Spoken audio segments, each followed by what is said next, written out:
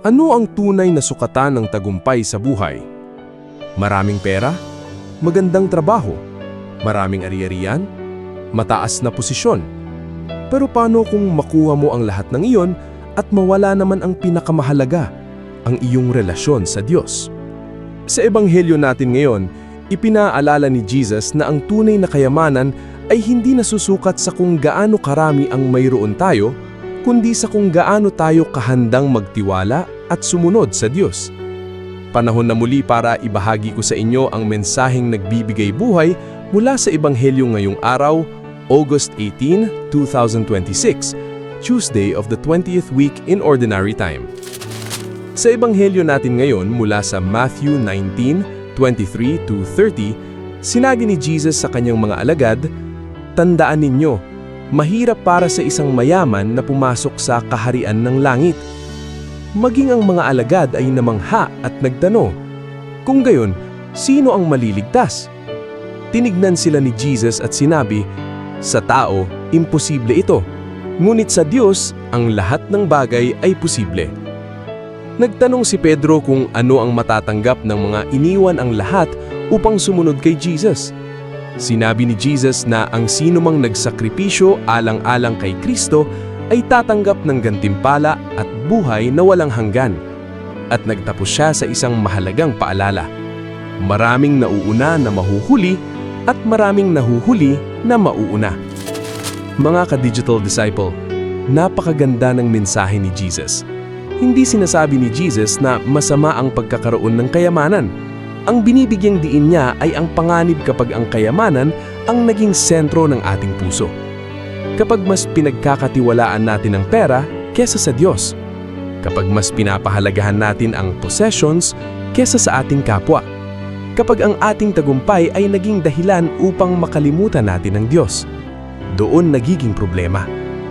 Mga ka-digital disciple, maaaring hindi naman tayo mayaman sa material na bagay, pero lahat tayo ay may mga bagay na maaari nating gawing kayamanan sa ating puso. Maaaring ito ay pride, sariling kagustuhan, pagkakaroon ng kontrol, pagkilala ng ibang tao, o kahit anong bagay na mas inuuna natin kesa sa Diyos. Kaya ang tanong ni Jesus ay hindi lamang, "Ano ang mayroon ka?" kundi, "Handa mo bang ipagkakatiwala sa Diyos ang lahat ng mayroon ka?" Dahil kapag ang Diyos ang una sa ating buhay, matututunan nating gamitin ang anumang mayroon tayo hindi lamang para sa sarili, kundi para maging pagpapala sa iba. At kapag dumating ang panahon na kailangan nating magsakripisyo para kay Kristo, makakapagtitiwala tayo na walang anumang ginagawa para sa Diyos na nasasayang. Kaya ngayong araw, tanungin mo ang iyong sarili. Ano ang bagay na pinakamadalas kong pagkakatiwalaan kesa sa Diyos? At sabihin natin, "Panginoon, turuan mo akong unahin ka higit sa lahat." Mga ka-digital disciple, maaaring hindi natin kayang gawin ang lahat sa sarili nating lakas. May mga bagay na tila imposible. May mga pagbabago na napakahirap simulan.